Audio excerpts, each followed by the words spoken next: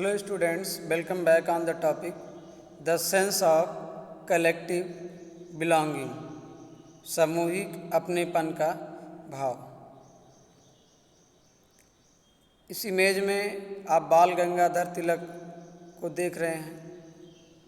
N early 20th century print, ये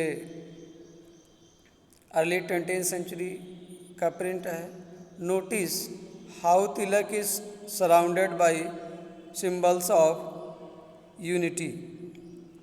ये कैसे सिंबल्स ऑफ यूनिटी, जो एकता के प्रतीक जो चिन्ह हैं, उनसे घिरे हुए हैं। The sacred institutions of different paths, अलग अलग विश्वासों से ये संस्थाएं हैं, अलग अलग धर्म से संबंधित है। टेम्पल, चर्च, मस्जिद। Frame of the central figure, ये सेंट्रल फिगर के फ्रेम में आप देखेंगे तो टेम्पल है, चर्च है और मस्जिद है। ये आप कॉर्नर में देखेंगे इमेज के।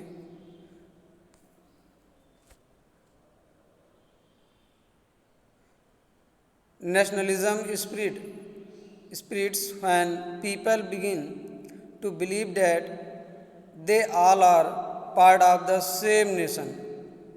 राष्ट्रवाद की भावना तब पनपी जब ये लोग बिलीव करने लगे, विश्वास करने लगे कि ये सब एक ही देश के हैं। They are all part of the same nation. When they discover some unity that binds them together, और ये लोग कुछ ऐसे प्रतीकों की खोज किए जो इनको संगठित कर सके। But how did the nation become a reality in the minds of the people. लेकिन ये राष्ट्र कैसे वास्तव में लोगों के दिमाग में राष्ट्रवाद की भावना डेवलप हुई, नेशन की भावना कैसे डेवलप किया जाए। How did people belonging to different communities, क्योंकि लोग जो है वो अलग अलग कम्युनिटी से बिलोंग करते थे, तो उनको संगठित कैसे किया जाए। कम्युनिटीज़ अलग कम्युनिटी से बिलोंग करते थे, अलग रीजन्स, अलग क्षेत्र से अलग भाषाएं बोलते थे। How did people belonging to different communities, तो कैसे लोग अलग अलग कम्युनिटी से लोग बिलोंग करते थे, रीजन्स अलग क्षेत्र से। Or language groups develop a sense of collective belonging, तो इन सब के अंदर ये सेंस डेवलप करना था, कलेक्टिव बिलोंगिंग का, अपनेपन का भाव डेवलप करना था कि सभी लोग एक ही राष्ट्र के हैं, सबके अंदर राष्ट्र की भावना डेवलप करनी थी।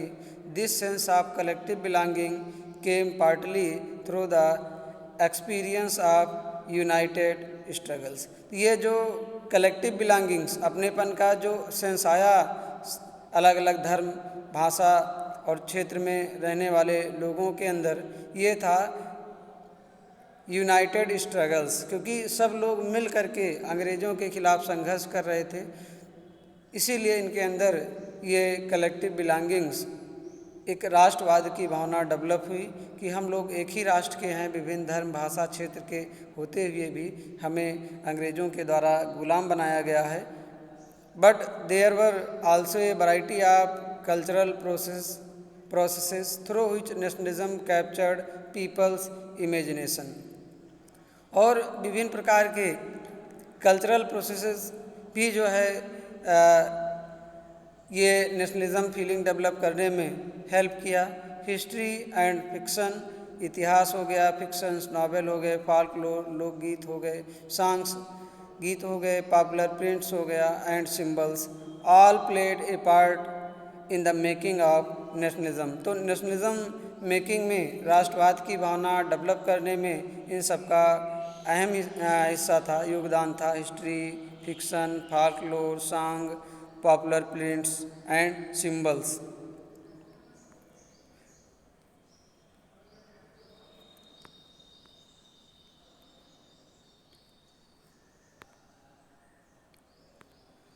The identity of the nation, as you know, chapter first में आप देखेंगे कि नेशन को एक फीमेल फिगर के रूप में एक्सेप्ट किया गया था, राष्ट्र की पहचान की गई थी। Is most often symbolized in a figure or image. तो हर देश की अपनी फिगर बनाई गई थी, इमेज बनाया गया था। This helps create an image with which people can identify the nation. तो इस इमेज की हेल्प से लोग एक राष्ट्र की पहचान करते थे। It was in the 20th century with the growth of nationalism. तो ये सब 20th सेंचुरी में नेशनलिज्म जब डेवलप हुआ था तब ये सब राष्ट्र की इमेज बनाई गई थी। That the identity of India came to be visually associated with the image of Bharat Mata. तो भारत की पहचान एक नेशन के रूप में भारत माता की इमेज डेवलप की गई। That the identity of India came to be visually associated with the image of Bharat Mata. Bharat माता की इमेज बनाई गई इंडिया को रिप्रेजेंट करने के लिए। The image was first created by Bankim Chandra Chattopadhyay. तो पहली बार जो इमेज भारत माता की बनाई गई थी वो बंकिम चंद्र चट्टोपाध्याय जी ने इसको क्रिएट किया था। In the 1870s he wrote Vande Mataram. उसके बाद बंकिम चंद्र चट्टोपाध्याय जी ने 1870 में वंदे मातरम लिखा। As a hymn to the motherland. तो ये भारत माता के लिए जो है ये गीत गाए गए थे उन्हीं की याद में, उन्हीं की स्थिति में। Later it was included in his novel Anandamath. और बाद में बंकिम चंद्र चट्टोपाध्याय जी ने वंदे मातरम को अपने नॉवेल में, अपने उपन्यास आनंद मठ में शामिल किया था। एंड वाइडली संग during the swadeshi movement in Bengal. और बंगाल में जब स्वदेशी मूवमेंट चल रहा था तो उस मूवमेंट में ये वंदे मातरम गीत गाए गए, भारतीयों को संगठित करने के लिए, राष्ट्र की भावना डेवलप करने के लिए। Moved by the swadeshi movement Avanindra Nath Tagore painted his famous image of Bharat Mata. तो ये भी अवनिंद्र नाथ टैगोर भी इससे प्रभावित हुए और इन्होंने भी भारत माता की इमेज क्रिएट की है जो है। Abanindranath Tagore painted his famous image of Bharat Mata. ये फिगर नंबर 12 में है। आप ये देखते हैं कि अवनिंद्र नाथ टैगोर ने इसको क्रिएट किया था। Bharat Mata Abanindranath Tagore 1905। Notice that mother figure here is shown as dispensing learning. तो यहाँ पे जो मदर फिगर है ये ज्ञान और फूड और क्लॉथ ये सब प्रोवाइड कर रही हैं। The mala in one hand, एक हाथ में माला है और the mala in one hand emphasizes her ascetic quality. ये एक सन्यासी होने का जो है प्रतीक है। Abanindranath Tagore like Ravi Varma before him. तो इनके पहले रवि वर्मा थे painter. Try to develop a style of painting that could be seen as a truly Indian. ये भी पेंटिंग को डेवलप किए थे। तो हम टेस्ट पे आते हैं।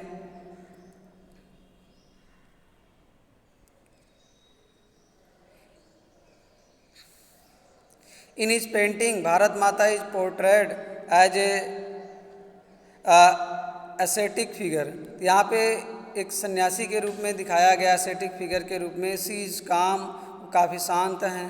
Composed divine and spiritual, compose divine and spiritual दिखाया गया है। In subsequent years the image of Bharat माता एक्वायर्ड मैनी डिफरेंट फॉर्म्स। तो अगले कुछ वर्षों में भारत माता की इमेज कई तरह से बनाई गई। As it circulated in the popular prints, और ये पॉपुलर प्रिंट्स भी इसके निकले। And was painted by different artist. Devotion to this mother figure came to be seen as evidence of one's nationalism। तो इस प्रिंट के प्रति, भारत माता के इमेज के प्रति जो डिवोशन था, लोग इसको बना रहे थे, ये भी एक जो है एविडेंस था, एक साक्ष्य था कि लोगों के अंदर नेशनलिज्म फीलिंग डेवलप हुई थी, राष्ट्रवाद की भावना विकसित हुई थी। वो अपने राष्ट्र को आज़ादी की तरफ ले जाना चाहते थे। Ideas of nationalism also developed through a movement to revive Indian folklore. तो जो भारतीय लोक साहित्य थे उसकी मदद से भी राष्ट्रवाद की भावना डेवलप हुई in late 19th century India. तो इंडिया में लेट 19th सेंचुरी में nationalist began recording folk tales sung by bards, and they toured village to gather folk songs and legends. उसके बाद जो नेशनलिस्ट लोग थे भारत में, ये जो लोक साहित्य थे उसका कलेक्शन शुरू कर दिए कवियों के द्वारा, जो बार्ड्स लोग थे, जो पोएट्स लोग थे, और जो गांव-गांव जा कर के टूर किए और ये लोक साहित्य को इकट्ठा किए, और जो लीजेंड थी, जो गाथाएं थी, जो किस्से कहानियाँ थे, उन सबको इकट्ठा किया गया। These tales they believe that, ये जो टेल्स और जो folklores कलेक्टेड किए गए, ये विश्वास किया जाता था gave a true picture of traditional culture, ये हमारे ट्रेडिशनल कल्चर, जो परंपरागत हमारे जो सभ्यता है, संस्कृति है, इसका ये वास्तविक चित्रण करती है। Gave a true picture of traditional culture that had been corrupted and damaged by outside forces. Here outside forces means British government. तो जो ये हमारे जो ट्रेडिशनल कल्चर हैं, जो ट्रू पिक्चर है इंडिया की, ये किसके द्वारा करप्टेड और बर्बाद कर दी गई थी? आउटसाइड फोर्सेस, ब्रिटिश गवर्नमेंट के द्वारा। It was essential to preserve this folklore tradition in order to discover one's national identity. तो ये ज़रूरी था कि हमारे जो लोक साहित्य हैं इनको संरक्षित करने का, लोगों के अंदर नेशनलिज्म पहचान रखने के लिए, and restore a sense of pride in one's past, और अपने जो पास्ट की जो प्राइड है, जो हमारी पास्ट की जो भूतकाल में जो हम बहुत महान था हमारा देश, हर शिक्षा, साहित्य, संगीत, विज्ञान के क्षेत्र में जो आगे था, उसको प्रिजर्व करने के लिए हमें ये आने वाली पीढ़ी को दिखाने के लिए या लोगों के अंदर नेशनलिज्म फीलिंग डेवलप करने के लिए ये सारा कलेक्शन हुआ। In Bengal Rabindranath Tagore himself began collecting ballads, तो जो बैलेट था, जो सॉन्ग था, रविंद्रनाथ टैगोर स्वयं प्रारंभ किए इसको कलेक्शन करने के लिए। नर्सरी राइम्स एंड मिथ्स, जो नर्सरी राइम्स था, मिथ था, and led the movement for folk revival, इन्होंने मूवमेंट भी चलाया कि जो लोक साहित्य हैं उनको सरवाइव रखना है। यहाँ पे एक इमेज है जवाहरलाल नेहरू की है, ये पॉपुलर प्रिंट है। Nehru is here shown holding the image of Bharat माता, यहाँ नेहरू जी को दिखाया गया है भारत माता की इमेज लिए हुए। Close and the map of India, और इंडिया का मैप भी है क्लोज टू हिज हार्ट, उसके हार्ट के पास। In a lot of popular prints nationalist leaders are shown offering their heads to Bharat Mata, तो इसमें बहुत सारे प्रिंट्स में ये भी दिखाया गया है कि जो नेशनलिस्ट लीडर हैं, जो राष्ट्रवादी नेता हैं, वो भारत माता की तरफ अपना सिर झुकाए हुए हैं। The idea of sacrifice for the mother was powerful with in popular imagination. In Madras, Natesa Sastry published a massive 4-volume collection of Tamil folk tales. तो नतेसा शास्त्री जी ने एक मासिव 4 वॉल्यूम्स कलेक्शन का पब्लिशन किया, जो कि तमिल folk टेल्स थी, तमिल में ये लोक साहित्य कहानियाँ थी। The folklore of southern India, ये इसका नाम था, the folklore of southern India. Natesa Sastri ji ने इसको पब्लिश किया। He believe that folklore was national literature, इनका विश्वास था कि ये जो folklore हैं, जो लोक साहित्य हैं, वो नेशनल लिटरेचर हैं। It was the most trustworthy manifestation of people's real thought and characteristics. As the nationalist movement developed, nationalist leaders became more and more aware of such icons and symbols in unifying people and inspiring in them a feeling of nationalism. तो जैसे ही ये national movement develop हुआ, राष्ट्रीय आंदोलन शुरू हुआ, जो nationalist leader थे ये more and more aware of such icons and symbols.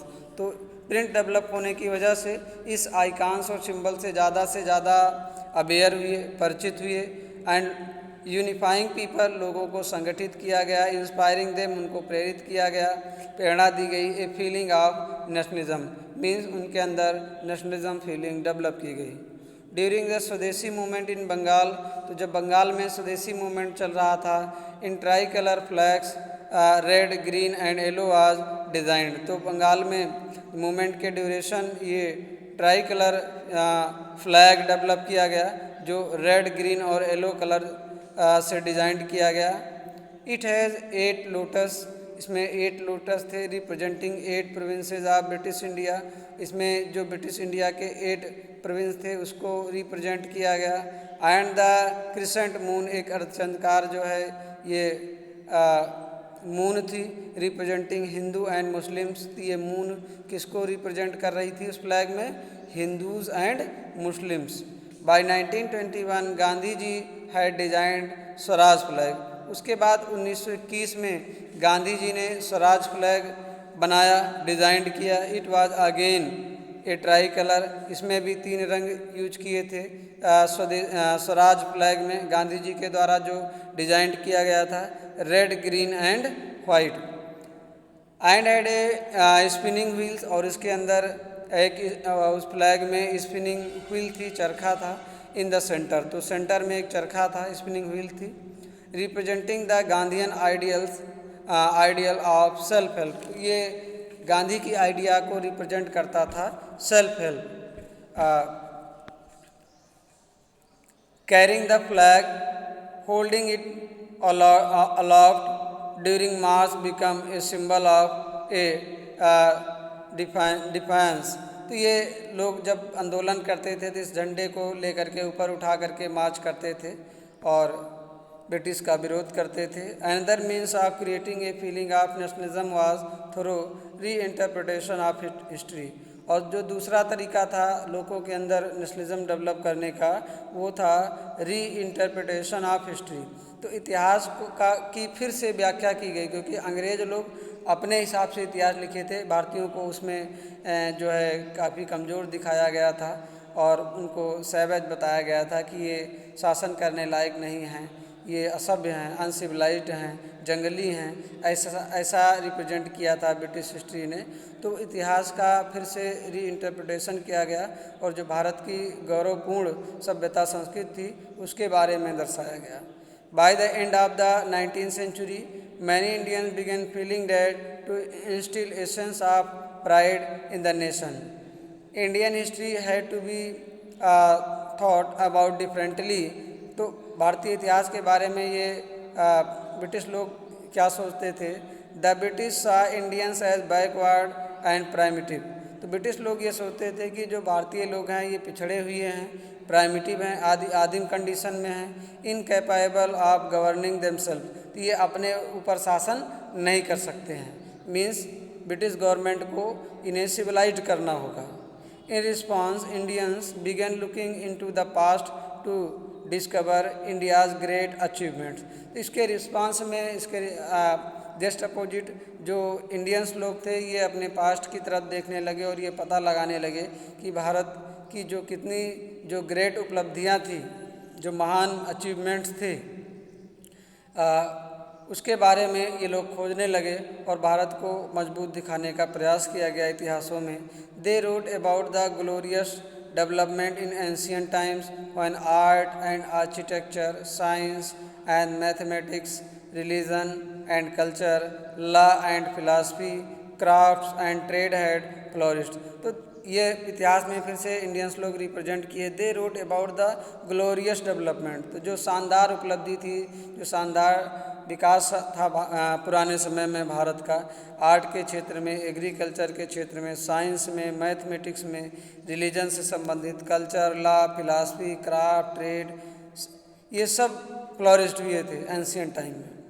The glorious time, वो ग्लोरियस टाइम था, शानदार समय था। काफ़ी आप लोग सुने होंगे कि भारत को सोने का चिड़िया कहा जाता था। in their view was followed by a history of decline when India was colonized। तो ये सारी जो गौरव गाथा थी भारत की, जिसे सोने की चिड़िया कहा जाता था, ये ब्रिटिश गवर्नमेंट के आने के बाद भारत को जो कोलोनाइज्ड किया गया, उपनिवेशवाद बनाया गया ईस्ट इंडिया कंपनी या ब्रिटिश गवर्नमेंट का, इसके आने के बाद ये भारतीय सभ्यता संस्कृति सब नष्ट हो गई। These nationalist histories urged the readers to take pride of India's great achievements in the past and struggle to change the miserable condition of life under British rule। तो ये हिस्ट्री लोगों को, रीडर्स को ये बताती थी कि भारत कैसे पहले महान था, अंग्रेज़ों के आने के बाद हमारी जो ये महानता है ये काफ़ी, ये लोग इसको दबा दिए और काफ़ी माजरेबल कंडीशन हो गई भारत की। इसी के लिए हमें ब्रिटिश गवर्नमेंट से संघर्ष करना है। These efforts to unify people were not without problems when the past being glorified was Hindu. तो these efforts to unify people were not without problems when the past being glorified was Hindus. तो past में जो glorified किया गया था सब हिंदू थे। When the image celebrated were drawn from Hindus iconography, जो भी इमेज ली गई थी वो हिंदू आइकोनोग्राफी से ली गई थी, मीन्स हिंदू को रिप्रेजेंट किया गया था। Then people of other communities felt left out. तो जो अन्य समुदाय के लोग थे वो अपने आप को अलग फील कर रहे थे। Thank you.